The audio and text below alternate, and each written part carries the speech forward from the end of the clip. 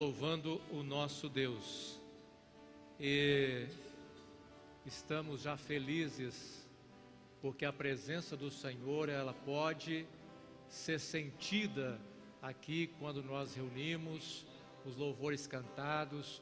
O agir de Deus é notório e acreditamos que essa mesma presença, esse mesmo agir está acontecendo aos nossos irmãos que estão nos acompanhando também pelas redes sociais. Oramos para que o Senhor, de uma mesma maneira, também possa agir e operar por meio da santa palavra que será ministrada nesta noite. Nós vamos abrir a palavra do Senhor em Lucas, Evangelho de Lucas, no capítulo de número 15, a partir do versículo 11.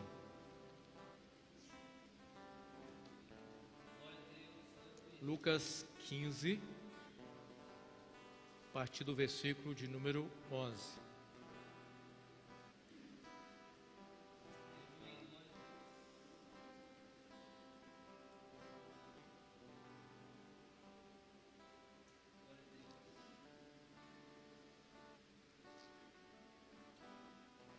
Diz assim a palavra do Senhor. Jesus continuou: um homem tinha 2 filhos.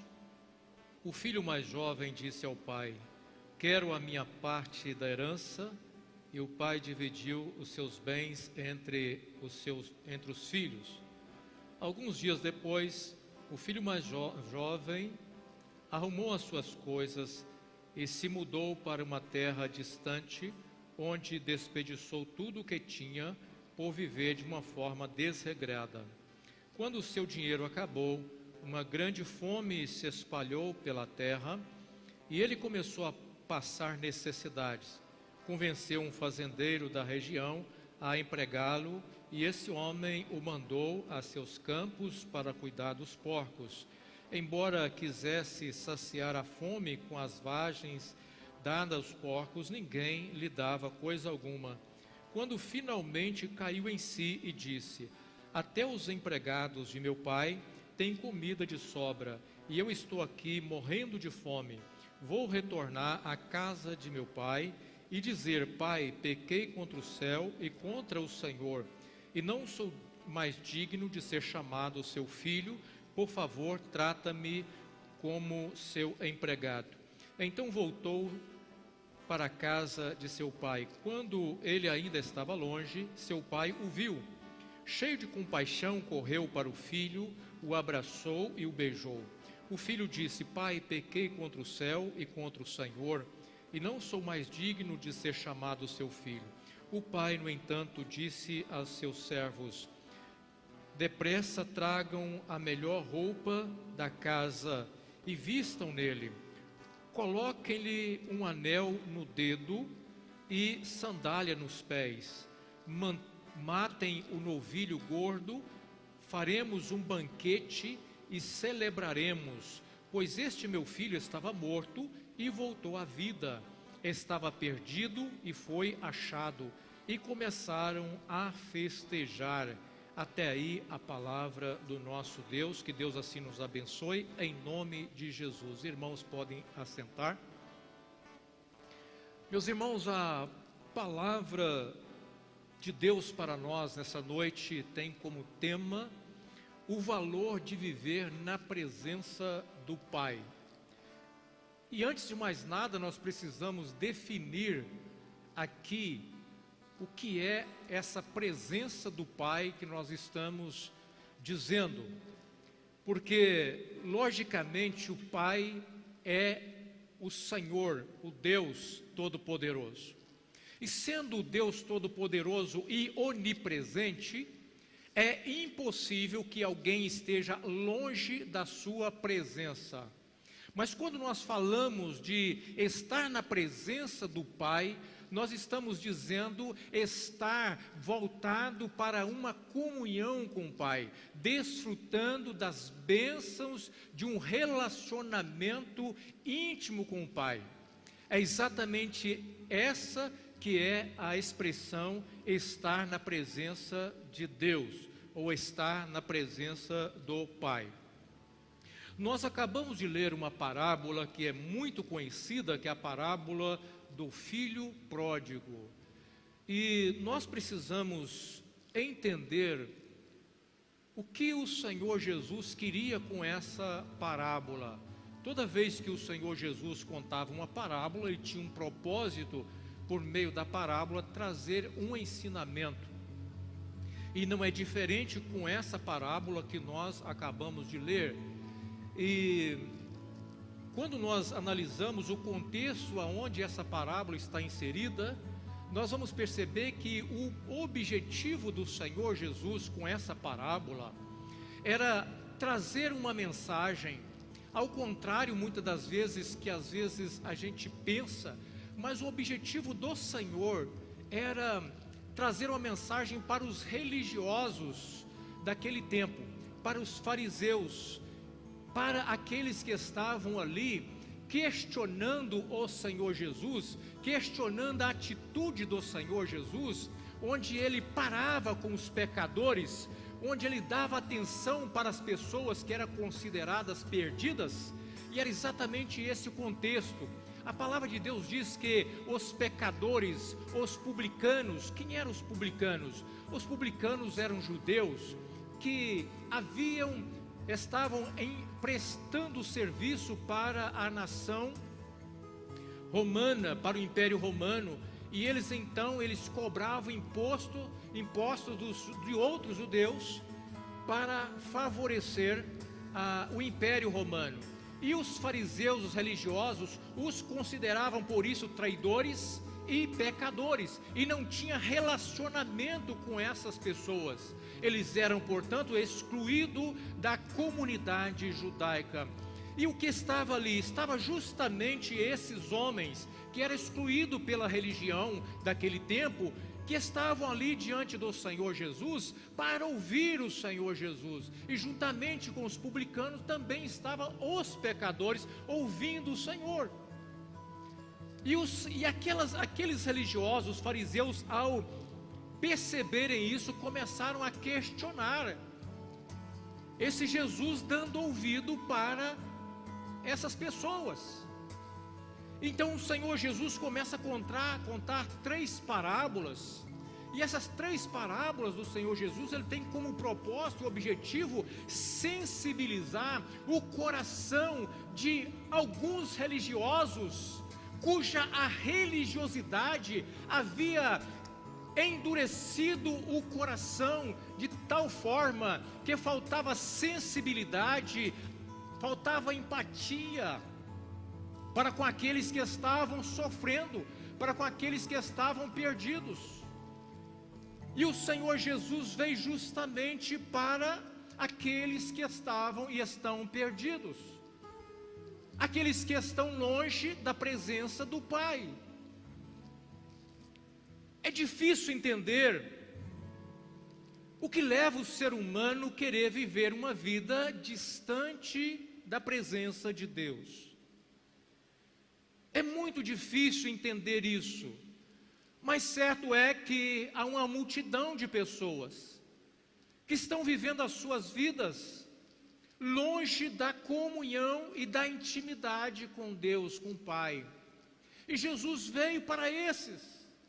Jesus veio para restaurar essas pessoas. E Jesus então conta a primeira parábola, que é a parábola da ovelha perdida.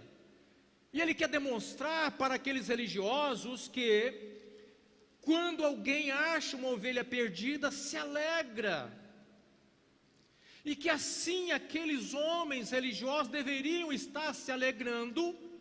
Por quê? Porque ali havia pecadores que precisavam voltar à comunhão com o Pai, estavam ouvindo verdades que liberta.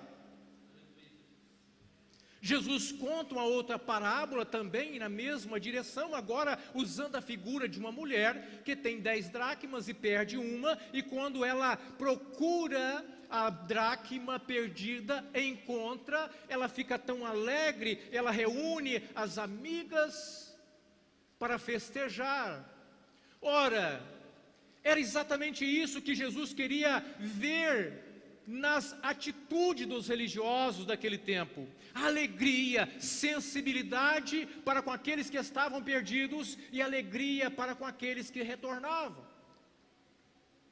Mas em vez disso, estava encontrando uma religião cujo a espiritualidade focava exatamente num desprezo para com essas pessoas. E Jesus então conta a parábola do filho pródigo, que também tem o mesmo objetivo. Feito aqui essas observações, eu quero falar com os irmãos que, embora esse é o teor, esse é o objetivo das parábolas, entendemos que também o Senhor nos comunica por meio dessa mesma parábola de forma também diferente, quando agora o foco que o Senhor quer trazer para nós nesta noite não é os religiosos, mas sim aqueles que estão longe da presença do Pai. Como esse jovem que num determinado momento deixa a casa do seu pai, abandona e vai viver a sua vida. Meus irmãos, nós vivemos um momento muito delicado na vida cristã. Não há dúvida para nós de que a volta do Senhor Jesus está muito próximo. E com isso também cresce aquele sinal que o Senhor disse que estaria marcando o seu retorno, a apostasia. O que é apostasia? O abandono da fé, o desprezo pela presença do Pai, o desprezo pela comunhão com Deus. As pessoas que já viveram um momento de intimidade com o Pai e que abandonaram a fé, são inúmeras pessoas que já tiveram momentos marcantes na sua vida com Deus e por algum motivo decidiram, como esse filho pródigo, abandonar essa intimidade para viver a sua vida do jeito que bem quis ou do jeito que bem entendeu. Assim está o mundo. Meus irmãos, a cada dia que passa, cresce também o número de jovens que estão deixando a comunhão com Deus. Os motivos que levam um jovem a abandonar a presença do Pai, a intimidade com o Pai, são os mais diversos. Entre eles, o contato muitas das vezes com a faculdade, a mudança de hábito muitas das vezes, que vai colaborando para com que aos poucos os jovens começam a olhar para a igreja não como um ambiente necessário para se congregar e desfrutar da presença de Deus e desfrutar da presença do Pai, mas aos poucos os jovens vão vendo, olhando para a igreja como algo irrelevante para a sua vida, e assim vão distanciando, abandonando muitas das vezes toda a formação, toda a educação cristã recebida, para experimentar um tipo de vida completamente diferente, que agora não é mais direcionada por aquilo que aponta as Sagradas Escrituras, mas direcionadas por pensamentos e ideologias que governam esse mundo aí fora. E então assim os jovens vão distanciando. Certo é que a maioria dos jovens que um dia abandonaram a presença de Deus não tinham a intenção de sair. não passava pela mente deles o desejo de um dia abandonar a comunhão com Deus e com os irmãos. Mas aconteceu.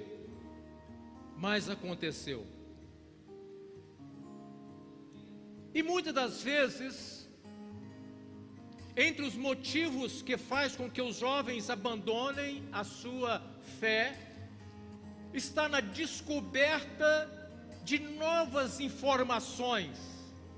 Nós vivemos a era da comunicação. Nós vivemos a era em que as mais diversas informações estão à disposição das nossas vidas na internet. E muitas das vezes as descobertas de novas informações começam a criar no coração e na mente do jovem algumas interrogações a respeito daquilo que ele aprendeu, que foi a sua formação, que foi a sua educação teológica. E é exatamente nesse momento que cabe à liderança cristã buscar ao Senhor e buscar no Senhor capacitação para ter a condição de responder às indagações que surgem na mente dos jovens nesta hora, para que eles possam de alguma maneira compreender o que está acontecendo com esse mundo e não cair no laço do engano e não serem seduzidos pela serpente que desde o início cumpriu e continua cumprindo o seu papel, que é de enganar o homem e tirar o homem do projeto de Deus, ou distanciar o homem da presença de Deus. Portanto, a liderança precisa estar se preparando para ter respostas. Outra coisa que vai colaborar para que os jovens abandonem a igreja e o relacionamento com os irmãos e, consequentemente, o relacionamento com Deus, com o Pai, a hipocrisia e os fracassos morais dos líderes. A quantidade de líderes religiosos que estão causando escândalos na comunidade cristã, cresce a cada dia uma novidade e uma notícia, o que se chama hoje popularmente falando, mais uma bomba estourou e está nas redes sociais. E quando você olha, é um líder famoso, é alguém em que as pessoas colocaram ali a sua confiança como homem de Deus. Mas a palavra do Senhor Jesus é necessário que todas essas coisas aconteçam, os escândalos vêm e é necessário que eles aconteçam, mas ai de quem, por quem vier os escândalos, mas ai daqueles que fizer tropeçar um desses pequeninos que depositaram a fé em mim. Então a hipocrisia e esses fracassos morais da liderança têm colaborado. No entanto, quando nós olhamos para a parábola do filho pródigo, nós vamos ver que o problema não estava no pai, o problema não estava no ambiente. Hoje há uma luta muito grande contra o ambiente. As pessoas estão criando canais para detonar a mente do jovem, dizer: você não precisa congregar, você não precisa de uma igreja, você é a igreja, você é o templo. Engano, espírito de engano. E nós somos parte, membro do corpo de Cristo. Igreja é corpo de Cristo. Nós somos membro do corpo de Cristo. E a igreja precisa se reunir como igreja para adorar ao Senhor, para orar uns pelos outros, para aprender em comum a respeito das doutrinas cristãs. Uma comunidade deve estar unida, servindo a Deus com alegria. Então o problema não estava na casa, o problema não estava no pai. Onde estava o problema? O problema estava no jovem. Muitas das vezes nós queremos transferir a culpa que é nossa para os outros. Sempre foi assim, desde o início. Quando Eva peca, desobedecendo a ordem de Deus, para não comer do fruto, e ela dá ao seu marido e ele também desobedece. Quando o Senhor chama para uma conversa, qual é a desculpa? A desculpa do marido foi a esposa que o Senhor me deu. A culpa não é minha, porque se ela não tivesse comido e me oferecido. Aí a Eva fala assim, mas também a culpa não é minha, porque se não tivesse uma serpente falando comigo, a culpa é da serpente. O homem está sempre transferindo as responsabilidades. E aqui está o erro. Quando o Senhor Jesus contou a parábola do semeador também, nós vamos perceber que é a mesma coisa. A semente cai entre a terra dura, e a ave do céu come. Mas a culpa não era da ave do céu. A culpa é o coração endurecido para a verdade. A semente caiu entre os pedregais, nasceram, mas não tinha raiz profunda. E por não ter raiz profunda, veio o sol e não aguentou. E Jesus vai dizer, quem são esses? São aqueles que ouvem, recebem com alegria a minha palavra, a minha presença. Chora, louva, pula, dança, glorifica. Mas virá o momento da perseguição por minha causa, por ser cristão. Os cristãos são perseguidos. E às vezes o jovem é perseguido na escola. Não uma perseguição como às vezes acontece nos países fora do Brasil, mas uma perseguição de outras formas. Mas começa a perseguição, é cristão, é deixado de lado. E o jovem às vezes querendo fazer parte daquele grupo, fazer parte daquela sociedade. Então aos poucos começam a repensar, será que vale a pena? Será que vale a pena passar por todas essas pressões que eu estou passando emocionalmente por ser cristão?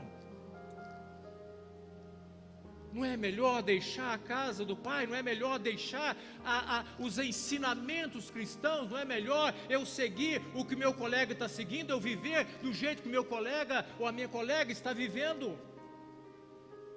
Eu vou ser aceito, eu vou ter projeção na sociedade mais fácil. E assim as pessoas vão tomando as suas decisões. Mas aonde estava o problema? O problema está no coração da própria pessoa. Esse jovem aqui, ele decide deixar a casa do pai para buscar uma vida distante da casa do pai. E quando nós lemos o contexto, nós percebemos que tipo de vida é essa que ele queria e que ele não podia ter na casa do pai. Na casa do pai tinha tudo. Mas que tipo de vida é essa que ele queria viver? Ele queria viver uma liberdade falsa. Ele queria viver uma liberdade que o mundo prega. Essa liberdade que o mundo prega para você viver do jeito que você quer, para você conduzir a sua vida da forma que você acha que deve ser conduzida, sem se preocupar com os parâmetros bíblicos, com os preceitos cristãos. Esse tipo de liberdade não é liberdade, é libertinagem. E assim as pessoas, às vezes, por curiosidade para viver uma vida diferente que o coleguinha está vivendo, mas que ela não viveu, porque cresceu na presença de Deus, aprendendo o temor. Mas às vezes quer conhecer a curiosidade por uma vida diferente, uma vida que não vai ser aplaudida na casa do Pai, porque para viver na casa do Pai precisa de regras, para viver na casa do Pai precisa de limites, para viver na casa do Pai tem um padrão estabelecido pelo Pai. E assim, as pessoas, em busca de uma falsa sensação de liberdade, distanciam da presença de Deus. E com isso vão desperdiçando tudo, a semelhança desse jovem. Desperdiçam tempo, passam a maior parte do seu tempo, em vez de aproveitar o tempo com as coisas que realmente vão acrescentar na sua vida, passam a maior parte do seu tempo envolvido com coisas que estão relacionadas a um viver completamente distanciado daquilo que é a vontade de Deus. E quando isso acontece, os valores vão se perdendo, é natural. A Bíblia diz que as más companhias corrompem os bons costumes. Algumas versões falam que as más conversações, o que não deixa de ser a mesma coisa. Se você está em más companhias, você também está com más conversações, você está rodeado de más conselhos, e aos poucos você começa a pegar a forma daqueles outros, e a corrupção espiritual vai acontecendo, e nós não podemos viver, nós não podemos aventurar na vida espiritual. Esse jovem aventurou na vida espiritual.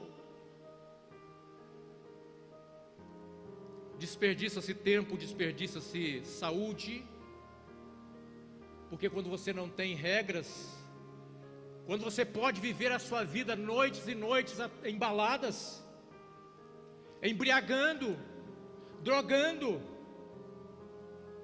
você está acabando, o jovem acaba com a saúde para viver um momento de prazer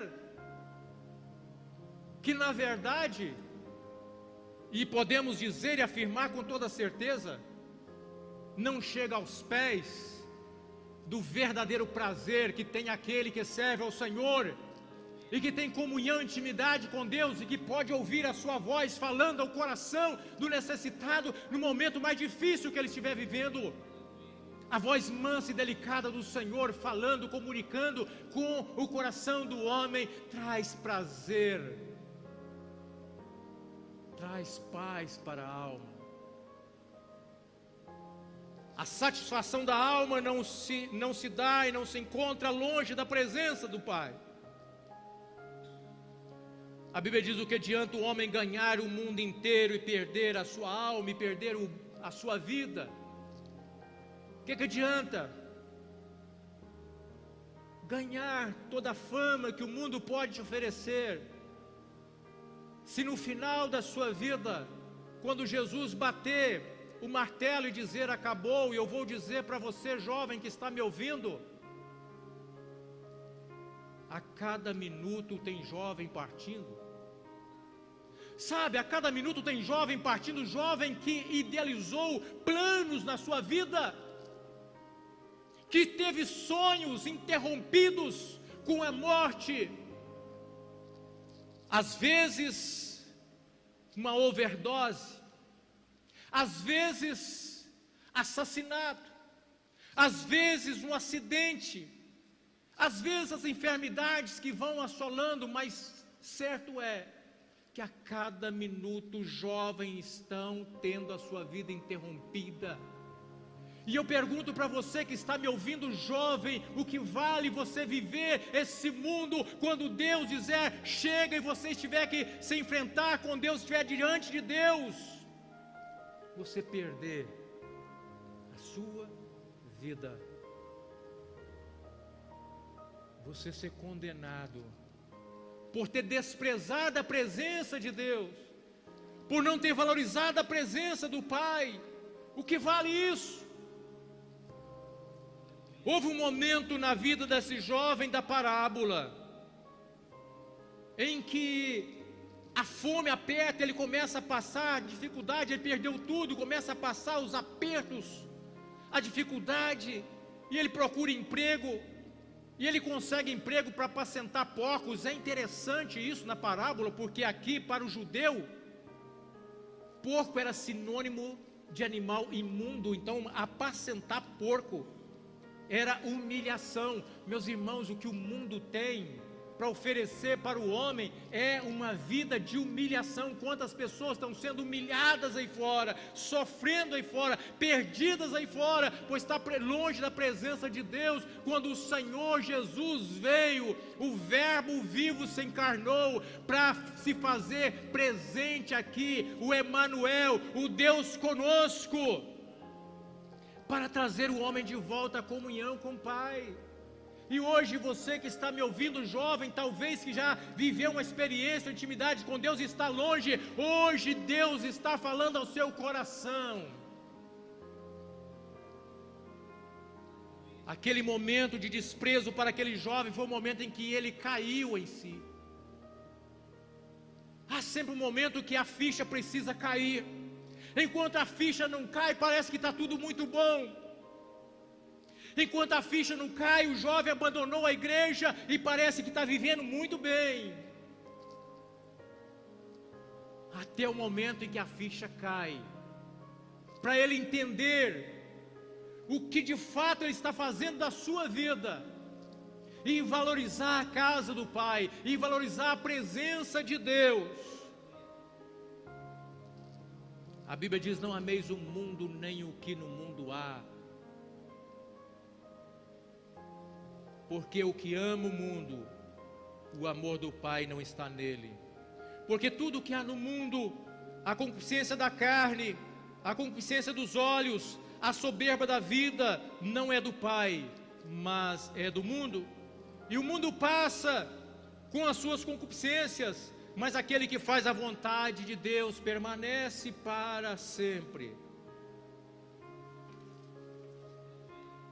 É ilusão para o jovem querer viver longe da presença e da intimidade com Deus. Ora, quem dera nesse momento a ficha esteja caindo em muitos jovens, em muitos corações que hoje está tendo a oportunidade de ouvir essa mensagem, e outros que ouvirão em outra oportunidade essa mensagem, que ficará à disposição para que Deus por meio dela possa falar a muitos corações. Quem dera muitos jovens possam ser impactados pelo poder do Espírito Santo, para que a ficha possa cair e ele entender que melhor do que viver uma vida dissoluta, sem regra, na prostituição, no pecado, é viver na vida, na presença do Pai, viver a vida na comunhão com o Pai. Às vezes o jovem quer viver uma vida longe de Deus, longe da presença do Pai. E o que define uma vida longe da presença do Pai? O que define uma vida longe da presença do Pai é o tipo de vida que a pessoa está vivendo. A pessoa pode até estar na igreja todos os dias, mas se ele estiver vivendo uma vida que não condiz com a vida cristã, ele está vivendo uma vida distante da presença do Pai. a vida dissoluta, a vida sem regras, marca a vida daquele que vive longe da presença do Pai. E aquele que está vivendo uma vida sem limites, está permitindo que as trevas que invadiu, que as trevas que tomam conta desse mundo, começa também a invadir o seu coração e a dominar o seu coração. Quando na verdade nós recebemos a luz, e a luz é o Senhor Jesus. Ele veio justamente trazendo luz, para que por meio da luz nós possamos vencer as trevas do pecado e não sermos perdidos e condenados com esse mundo. A vida longe da presença de Deus é também conhecida por uma vida de autossuficiência. A vida de autossuficiência é aquele que não tem que dar satisfação da sua vida para ninguém, e muito menos para Deus. Aquele que tem uma vida autossuficiente, ele não quer orar porque ele não precisa orar. Ele não quer consultar a Deus porque ele não precisa do conselho de Deus para nada.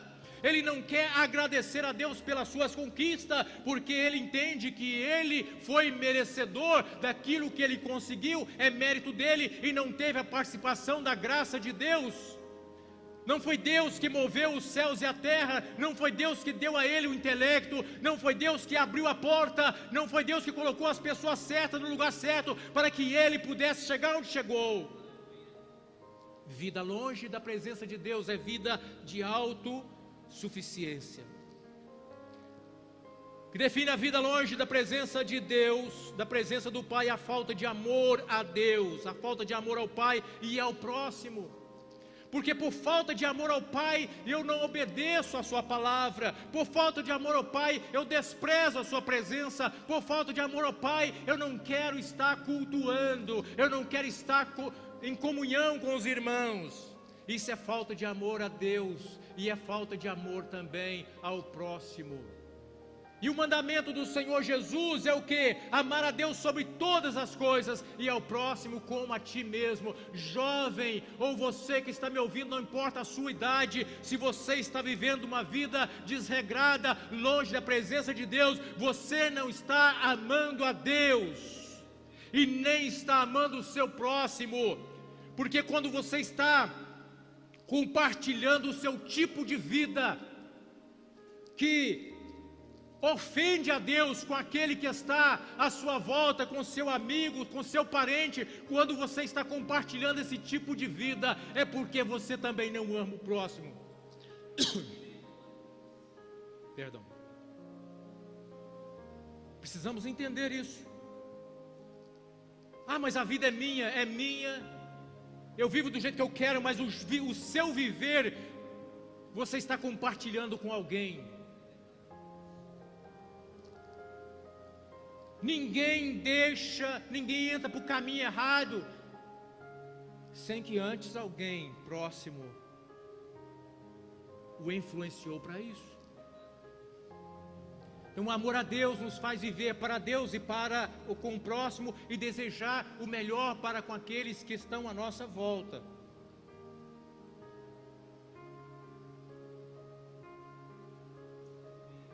Quando a ficha caiu, ele valorizou a presença do Pai. Primeira coisa, depois que a ficha cai, é valorizar a presença do Pai, é sentir saudade. Ah, meus irmãos, quem dera alguns jovens que estão longe hoje, nesse momento, possam sentir saudade. Saudade de ouvir, saudade de louvar a Deus, saudade de cultuar a Deus, saudade de ouvir a voz mansa e delicada do Senhor falando ao coração.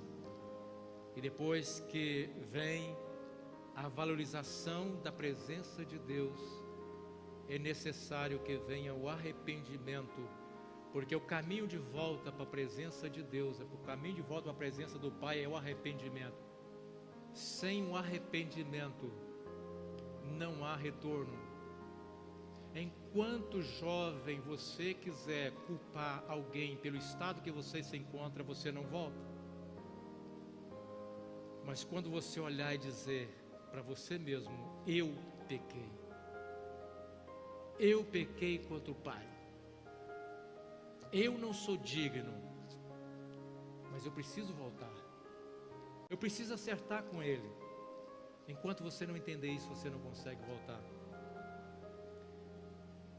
E quando ele volta, acontece a festa. Que festa? A festa do perdão. Que coisa gloriosa. Coisa gloriosa é a festa do perdão. Sabe aquele que quer voltar para a igreja, mas tem medo de voltar? Existem pessoas que querem voltar, mas têm medo de voltar. Elas têm medo de como que elas vão ser aceitas. Será como depois de tanta coisa que eu fiz, tanta coisa que eu falei da igreja, eu falei do pastor, eu falei dos irmãos, eu fui para a rede social, eu detonei. Como é que eu vou voltar? Fica aquele medo. Até que ele decide voltar. Quando ele volta, ele descobre que tem um Pai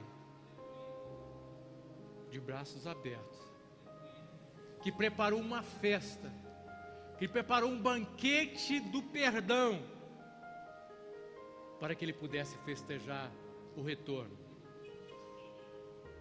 E quando o filho volta, o pai abraça o filho e beija o filho, é o contato. É a volta à intimidade com o pai, poder sentir de novo esse pai tão perto, esse contato. E o pai manda trazer as melhores vestes e vestir aquele que retorna. Sabe por quê? Aquele filho saiu de casa limpo, mas ele perdeu tudo. Agora ele volta maltrapilho, cheirando mal.